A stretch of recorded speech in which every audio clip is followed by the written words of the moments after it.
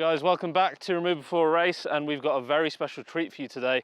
It's a secret look at the newest AMG from Affalterbach, and it is the GLE 53 Coupé, but it's in a really special place. If you guys have ever seen the Romania road trip on Top Gear, then you will recognize the road behind me as the Transfagarasan road, which they call probably the best road in the world. And you're going to see later why that is when we sit in a co-drive in this, the new GLE 53 Coupé.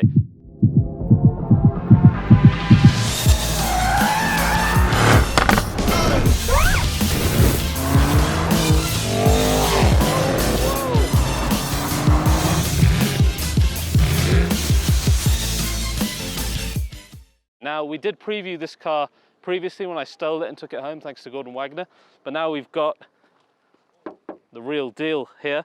And just to go over it a little bit, when you look at it, it does really look like an absolutely genuine AMG. For the layman, you might even think that it's the GLE 63, and things like the AMG grille, the red calipers, the completely genuine AMG multi-spoke alloys will make you think that. But this is all because of a new drive at AMG to make you, the customer, think that every single vehicle that they make is indeed a genuine AMG.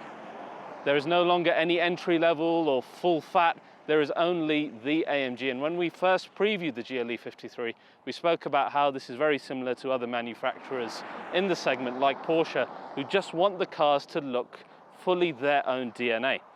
Now, a lot of people just assume that when you have a car like this AMG, all they do is take the standard car, slap a grille on it, a few trim bits, wheels, up the engine rating, and that's it, it's a 53. But the car actually goes a lot deeper than that. When we look at the GLE 53, almost every single discernible area that connects to the driver has been changed by AMG for this car. It's not just a Mercedes-Benz with a badge on it from AMG, it is a genuine AMG. And we're going to go into some detail on the co-drive with a product expert as to how that is. But just to give you an overview, of course, we've got the special inline-six engine that we've showed you many times in the past, like we had in the CLS 53 and the E53, alongside the EQ boost via the starter alternator, giving us an extra 22 brake horsepower and 250 Newton meters of torque. Of course, that gave those cars a very much an EV response at the start, and then you get the full boost of the actual combustion engine once the twin-scroll turbo has spooled up. But it's not just that. You look at the suspension that we looked at in the estate version, it's been completely redone by AMG to make this car more dynamic in terms of its kinematics.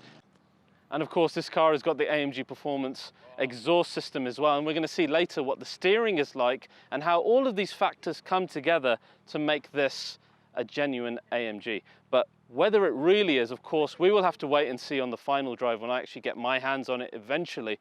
Now, without being too exhaustive on the design of the 53, of course, we've got the AMG specific grille. You've got extra aero features on the front bumper, as you've become used to as well. Some extra design flicks. I think it's more interesting that you can get red calipers now, of course. You've got the full multi-spoke wheels. On the rear, you've got the specific diffuser with the quad pipes as well. But since we haven't even seen the standard GLE Coupé, it's quite nice to see what that rear end looks like now on this car. And what I really like is having the body colored arches rather than the plastics that we used to have before. Really gives this a premium look, even compared to the GLC. I really like the rear lights. They look like the CLA, they look like the CLS, that kind of coupe form. Immediately my brain thinks of coupe when I look at this car, which is exactly what Mercedes-Benz wants you to think as well. It looks pretty handsome. I'm fascinated, of course, to see what the 63 will look like. We've rendered it many times. Could be an absolute animal, couldn't it? But we're going to get a very interesting first look at this today in the passenger seat, see what the car sounds like, see how it takes on the amazing roads here in Romania. So let's jump in now, let's sit with our product expert and have a look at the car in a bit more detail hitting these roads. So guys, here we are in Romania. We are on what Top Gear called possibly the world's best driving road in the Romania road trip. So you can thank them for this becoming a lot more busy and more of a tourist spot than it's ever been, but probably the perfect place to see the difference between a standard GLE as we experienced on the way up here, versus this, which is the first AMG entry into the GLE family, and that is the GLE 53 here in coupe form, only very recently unveiled.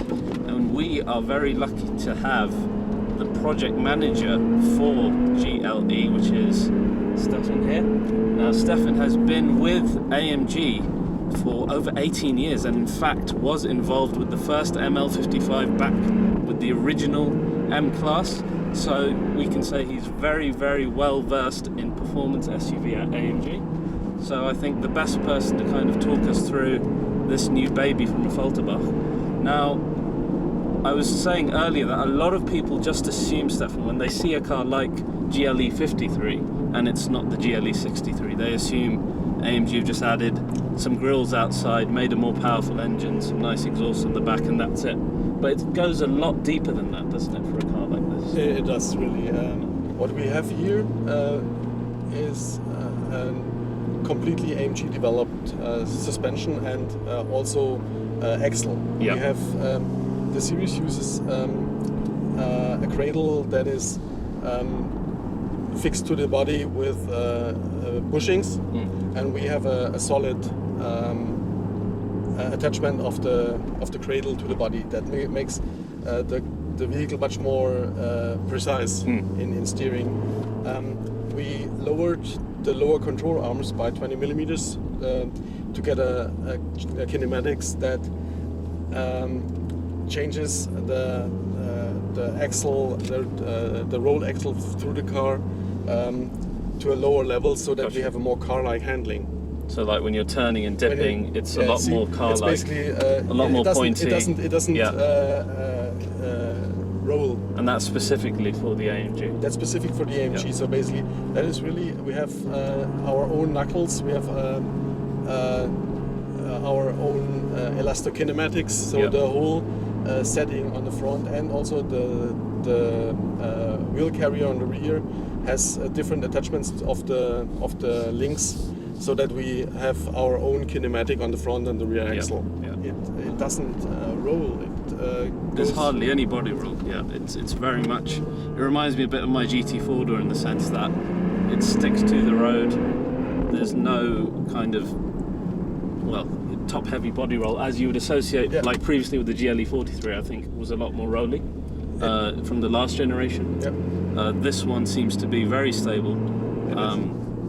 Have we got the active, the tilt control, the curve control as well? It does have the AMG active ride control. That is an active stabilizer bar on the front and on the rear. They are controlled individually. And if you want to go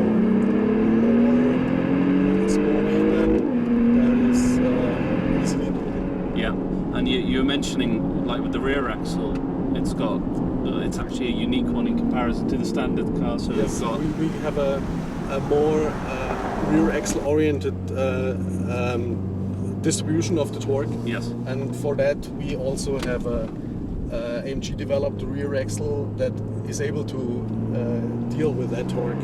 So we want more torque in the rear because we want it to feel more like a sports car. That's it's always rear biased. As petrol heads, we want to feel a bit more play in the rear than we do. We don't want it to feel like a front biased or an all four-wheel drive. And basically, also you need to get torque away from the front to have more steer. Yeah. I mean, one thing I've always praised the modern AMG on is how good the electronic steering racks is, and from what you're saying, then the way that this has been done, the steering is going to feel a lot more car-like than the standard SUV. And it's it's really precise. That's what you want. Which I think is the fear that you have when you're driving a really fast SUV, isn't it? That do you have the control, especially when you're coming into a turn?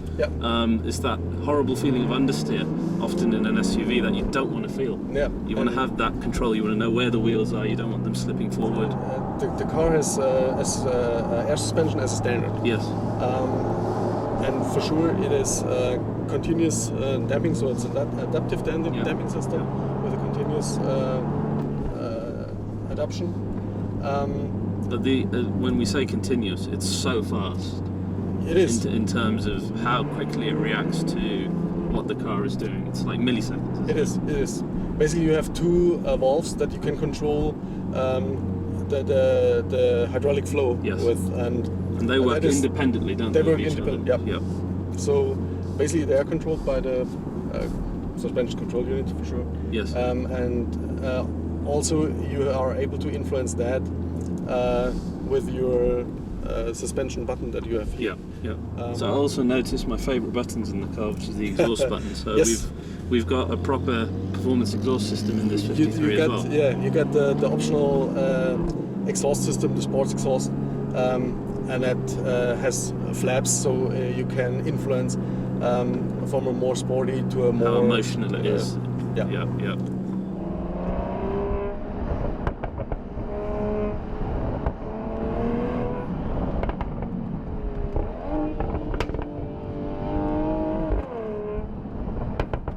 Sounds nice. So important for the AMG driver to be able to play the exhaust like a music instrument. Right. So guys, that was our first look at GLE 53 Coupé. I hope you enjoyed that. It was amazing on these roads to see what a larger AMG SUV can do compared to the previous generation, especially for me having experienced it. Big thank you to Stefan for showing us around here and showing us what the car can do. So really excited to actually get behind the wheel of this. If you enjoyed the video, please do like and subscribe and share it as always. And we're gonna have some more fun on this, the world's best road. See ya.